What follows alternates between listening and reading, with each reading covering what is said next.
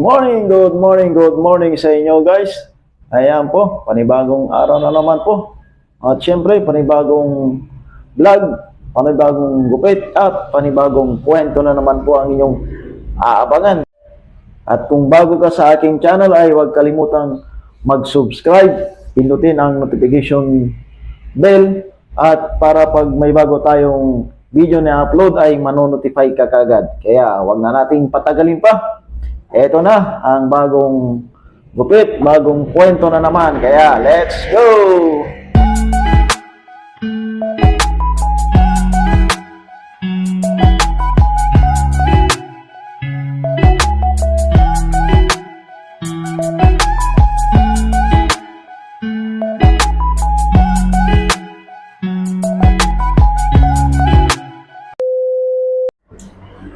Hello guys, magandang araw po sa inyo. Ayan, dito tayo ngayon sa kainan ni Nanay Sonia. Ayan, kain tayo. Siyempre, panibagong araw, panibagong vlog at panibagong kwento na naman po ang inyong mapapanood. Kaya, kain muna tayo. Gutom na ako. Okay na guys, tapos na tayong kumain. At talaga namang nabusog tayo ng gusto kasi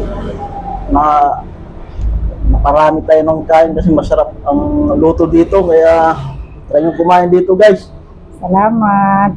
Ayan, kasama ko ngayon si Nanay Sonia, siya po yung may-ari dito. Masarap po siya magluto, diba Nanay? Thank you. Good morning guys. Gusto naman po kayo, Nanay Sonia? Okay lang, mabuti naman. Ilang taon na po kayo? 54. Ay ba, may Matanda na. pamilya po kayo? Mayroon.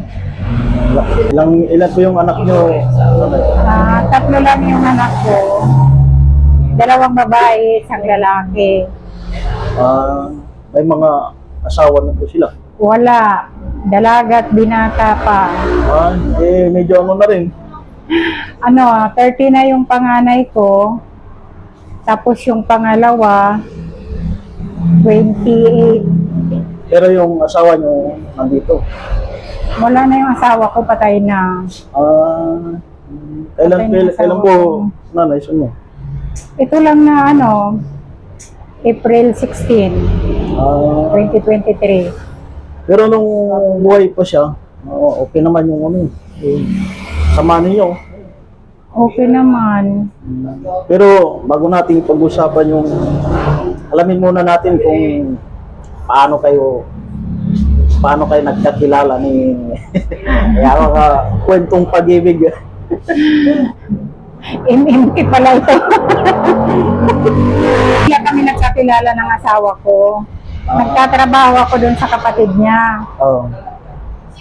Tapos siya rin doon din nagtatrabaho. Pero taga saan kayo, ate? Ako Bisaya, ako Northern Samar. Yung asawa ko, siyang taga rito sa Pangasinan. Pero sa Maynila kami nagkakilala kasi nga nagtrabaho ko sa kapatid niya bilang katulong. Tapos siya naman, nagtatrabaho din dun sa kapatid niya kasi yung kapatid niya mayroon silang printing press. Sa printing press siya, ako naman sa bahay. Ano yun? Siyempre, nung panahon yun, hindi pa uso cellphone. Ayo, wala pang cellphone noon. Yan. Paano yung paano panliligaw nun? Nagkikita lang kami pag umuwi sa bahay. Oo, gano'n. Hindi naman, biglaan parang wala naman ligawan na nangyari kasi hindi naman talaga siya nagliligaw sa akin. Kayo yung nanligaw. Hindi rin. Basta nagkagustuhan na, gano'n. Hindi ko alam na nagkakagusto siya sa akin. Akala ko kasi parang rape ang nangyari na-rape ako . Oo. Na-rape kayo ng? Nung time na yon yung parents niya at saka yung 2 kapatid niya palis na papuntang London. Sinong nang-rape? Yung asawa ko. Naiwan kami sa bahay, kami lang 2. Kasi naghinatid nila yung biyanan ko na ngayon, hinatid nila sa airport, kaya parang naiwan kami sa bahay. Pero yung ano yun, yung time na yun, may feelings na rin yun. Ha? May, kumbaga, may feelings na rin kayo sa kanya, no? O, Wala nga talaga. ano yun, pinilit yun. Basta, parang nirip niya ako eh. Kasi, Pero pumayag ka. oo nga, siyempre, nandun na yun. Natutulog ako, nakahiga ako doon sa kwarto, bigla siyang pumasok. Yung damit niya na hinubad din sa bunganga ko. Oh. Hinubad niya yung damit niya, tapos nakakaya kwento, pero yung kasi ang totoong kwento talaga, Oh. kahit na mapanood dito ng mga sister-in-law ko, nabilang ko, alam nila yan. Oh. Nakakatawa nga kasi nung nalaman nung biyanan ko, ng sister-in-law ko, ayaw nila. Takasan nyo ng Hindi ko alam kung bakit, pero ayaw nila na maging kami. Ako naman noon, nung time na yun, yung auntie ko naman gusto niya na yung ireklamo si Junior sa ginawa sa akin. Kasi nagtatrabaho nga ako dyan sa kapatid niya, tapos gano'n ang ginawa niya sa akin. Pero walang nangyaring gano'n yung nag-report kayo sa police o That time para akong tanga eh. Galing ako ng Bisaya, ang tanga ko, hindi ko alam ang gagawin ko. Hindi ko alam ang gagawin ko. Pero paano yun? Siyempre, nagsama na kayo. Pero naging paano kayo? Kasi, nung nalaman ng mga biyanan ko, nag-uusap-usap sila ng Pangasinan. Hindi ko pa maintindihan ng Pangasinan, hindi ko pa alam. Pero may naintindihan na rin akong kaunti. Parang pagkakaintindi ko, parang yung sinasabi nila na totoo ba talaga na nirip mo yung ganun, parang hindi sila maniwala. Parang hindi sila naniniwala. Tapos, kasi kahit pa paano may naiintindihan na rin ako na Pangasinan kaunti. Tinatanong nila yung asawa ko, virgin pa ba yan? Yung mga ganon. Pero paano naging maayos ang lahat mo? Magulo. Mahirap po. Nung time na yun magulo kasi dapat aalis na lang ako doon sa kanila. Nung time na yun. Gusto ko nang umalis sa kanila. Ngayon, ayaw naman nila rin pumayag. Ayaw din pumayag na ni Junior na maghiwalay kami kasi nga gusto niya na talaga, may gusto talaga siya sa akin.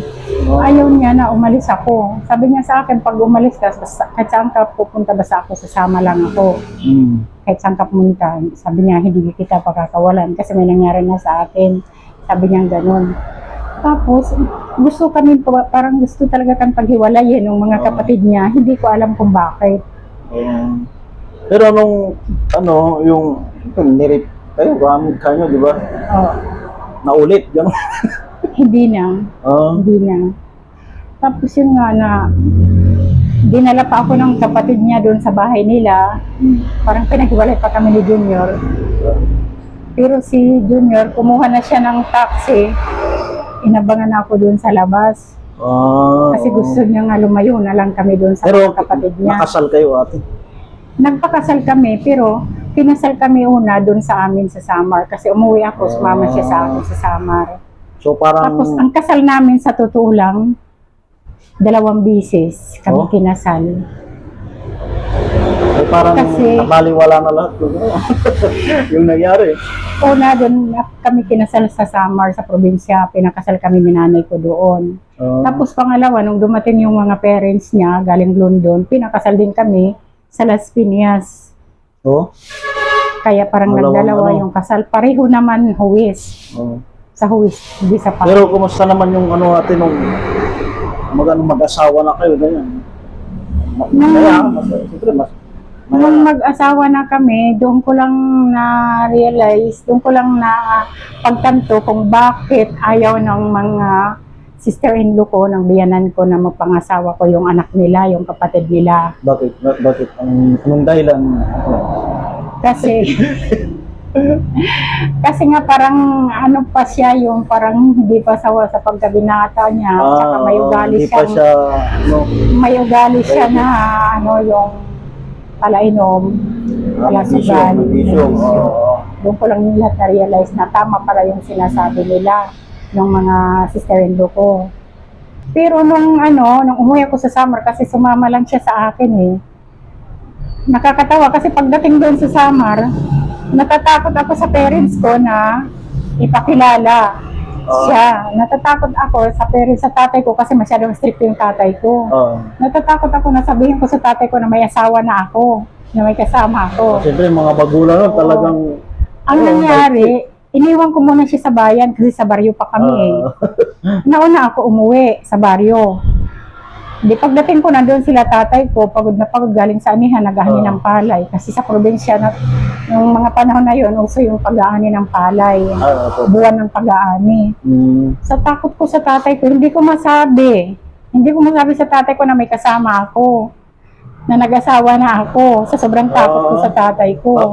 Paano nyo sinabi na siyempre, di naman... Hanggang padapit hapon na, hindi ko pa nasasabi sa tatay ko. Pero, kawawa siya nag-aantay.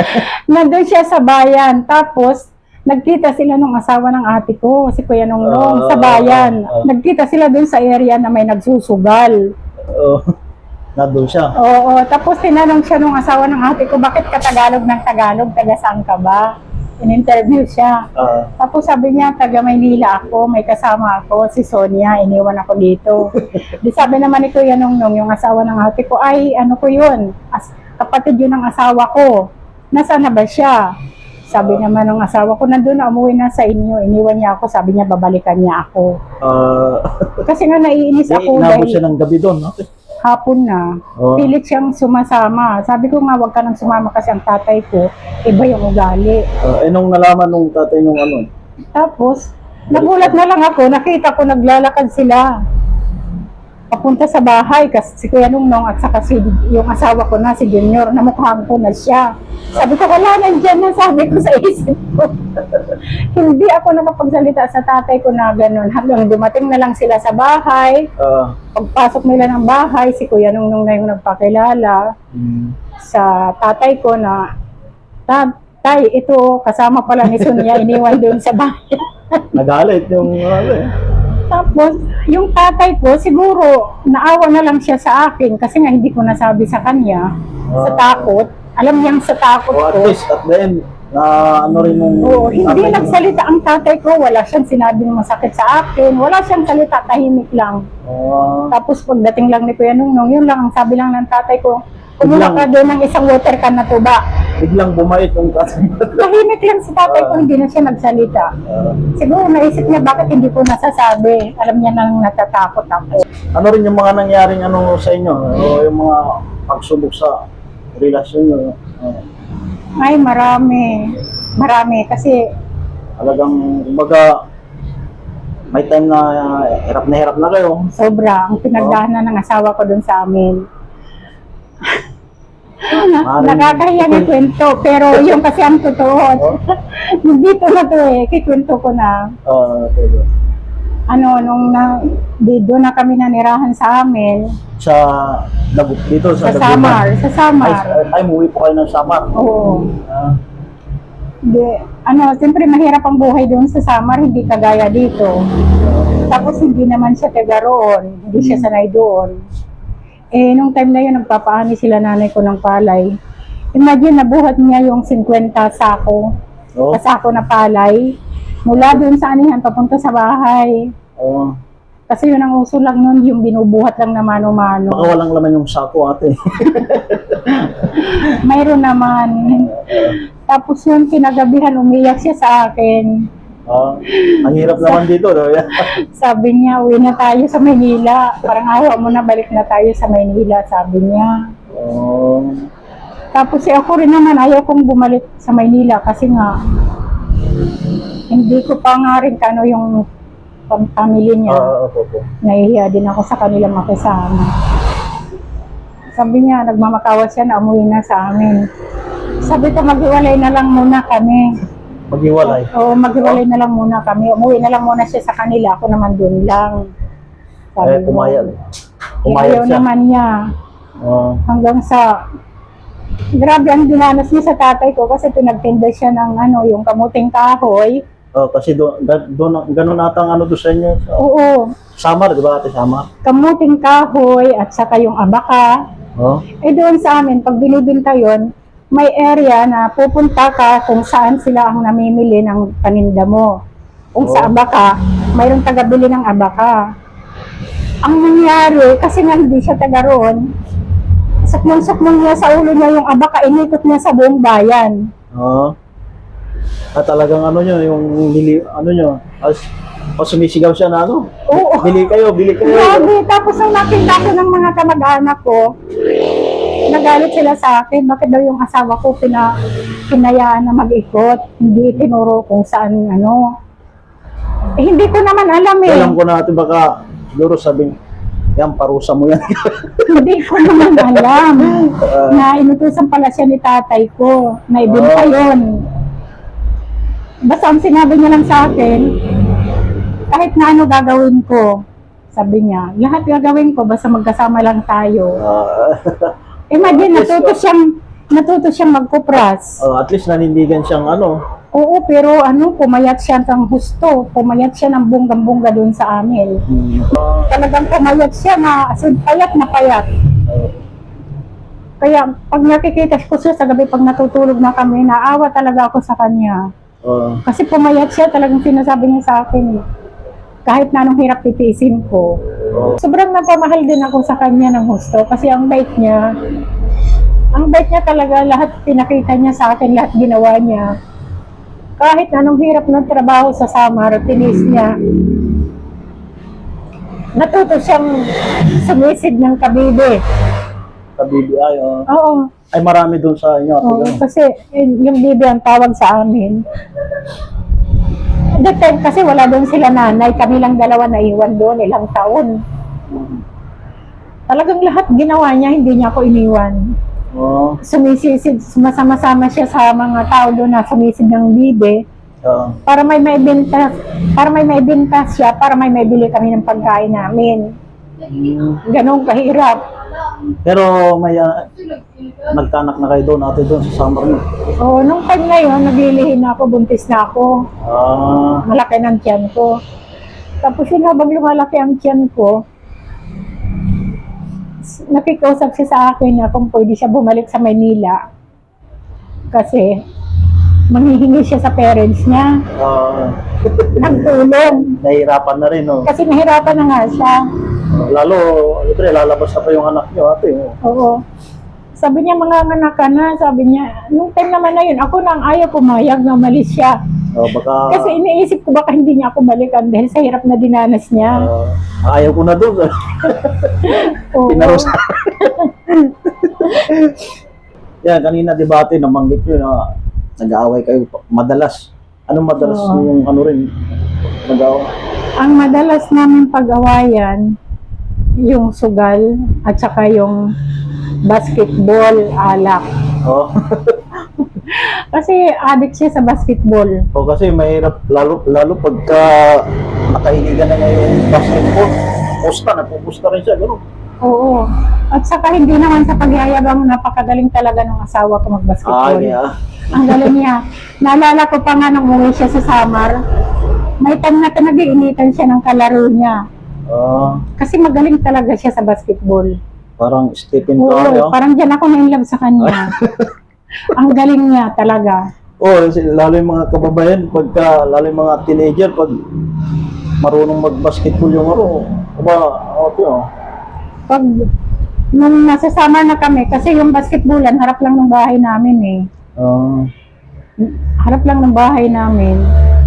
Nung time na nagbabasketball siya, kitang-kita ko talaga na binato siya sa ulo ng kalaro niya. Umuwi siya, gabi na, ganyan? Oo. Pero hindi ko na lang sinabi sa kanya na binato siya para lang hindi magkagulo. Pero kitang-kita ko talaga na binato siya sa ulo ng bola. Kasi magaling talaga mag-basketball yung asawa ko, kaya naiinggit sila eh. Magaling siya. Ay kung sino rin yung yung unang nakikipagbati pagka gano'n.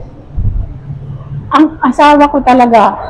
Siya yung ano. Pag nag-aaway kami, siya talaga yung unang nakikipagbati, siya yung nanunuyo. Yun ang namimiss ko sa kanya. Ah, May time pa nga na iniwanan niya ako doon eh, kami ng mga anak ko. saan Kasi siya nga, nagpunta din? pinipilit niya ako na dito kami manirahan sa Pangasinan. Siyempre mas, kumbaga, May sanay siya mga sa anak buhay. kami, anak ko na yung 3. Dahil nga sa ayaw ko talaga tumira dito sa Pangasinan, iniwanan niya ako doon. Pero bumalik lang din. Hindi talaga siya bumalik. Ako ang humabol sa kanya. Ako ang sumunod dito sa Pangasinan. Sinundan ko siya. Kasi hindi niya talaga kami doon binalikan ng tagal. Pumayag na lang ako na dito kami Ilan na tumira. na? Anak ko na yung 3. Anong umuwi siya dito? Oo, lalaki na yung anak ko. Sabi niya, ako ang sumunod dito sa Pangasinan, ako ang humabol sa kanya. Tapos sabi ng biyanan kong lalaki nung dumating ako, sabi niya, kasi sinasabi daw ng asawa mo sa'yo na dito na kayo tumira dahil nahirapan siya doon sa inyo. Ayaw mo, gusto mo ikaw ang masunod. Siyempre siya ang naghahanap buhay. Sana ikaw ang sumunod sa asawa mo. Sabi sa akin ng biyanan kong lalaki. Kasi siya yung yung lalaki. Tapos yun, sabi niyo, binigyan ako ng pera ng biyanan ko, pinauwi ako, pinakuha yung mga anak ko. Sabi niya, dito na kayo, kunin mo na yung mga bata doon. Yun ang dahilan kung ba't napunta kami dito.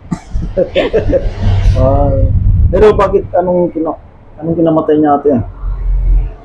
High blood. Ilang taon na siya nung namatay ko? 57. Ito lang na April 16. Di ba nung nakita mo kumakain ka dyan, nandiyan pa siya, di ba nagdadabog na minsan kasi si Luso. Isang ano rin yun, yung pinagdaanan yung nung nawala siya. Sobra. Mahirap talaga mawalan ng mahal sa buhay.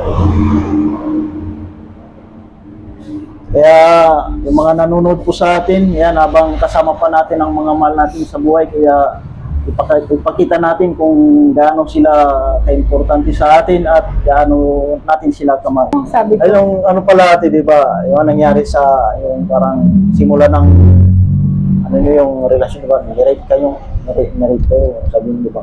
oo, Ano yun, may time din na pinapaalala niyo, gano'n. palagi. Pala. Pero ano yun, dahil nga ang bait niya, parang nahulog ng loob ko sa kanya. Kasi iba't siya mabait siya talaga eh. Nung nagsasama. Ito na lang, siyempre, kung nasa kabilang buhay na siya, kung naririnig man niya yung, ano yung mensahe niyo po sa kanya ngayon. Lagi kong sinasabi, sana nagkasakit na lang siya para naalagaan ko siya, nakasama ko pa siya. Sige, ate, Kasi biglaan yung pagkamatay niya eh. okay. Hindi siya dito pati namatay doon sa Laguna. Kaya nga sabi ko nung time na nag-struggle siya, wala kami doon. Wala ako, wala yung mga anak ko para yakapin siya, para i-comfort siya. Yun ang masakit. Yun ang masakit. Tama yung sinabi mo kanina na habang nabubuhay ang mahal niyo sa buhay, pakita niyo kung gaano niyo kamahal. Talagang walang pagsisisi na nauuna, laging huli. Yun talagang napakalaking sa buhay ko yung sabi ko, yun nga sinasabi ko sa mga anak ko na talagang habang nabubuhay kailangan magmahalan. Ipakita mo yung kung gaano mo kamahal. Kasi ang buhay natin talagang hiram lang. Hindi natin alam kung kailan kukunin. Anong mensahe niyo po ate sa mga nakakaranas ng mga ganyang mga problema po, pagsubok? Sana sa mga iba dyan na nakakaranas ng pagsubok, tiisin nyo lang, ipagdasal nyo kasi pasasaan ba, may hangganan naman lahat eh. Mahirap magsisi pag wala na. Ayan guys, dyan na po nagtatapos yung kwento ni Nanay Sonia. Talagang ako din medyo natouch din ako sa kwento niya, kaya Pinipigilan ko lang din yung ano ko talagang nakakaiyak. Mahirap talaga magsisi. Kaya salamat sa inyo guys, yung mga siguro maraming makaka-relate dito na yung kwento ni Nanay Sonia. Kaya, hanggang sa muli guys, next vlog ho natin.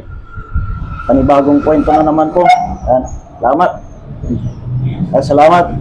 Nanay.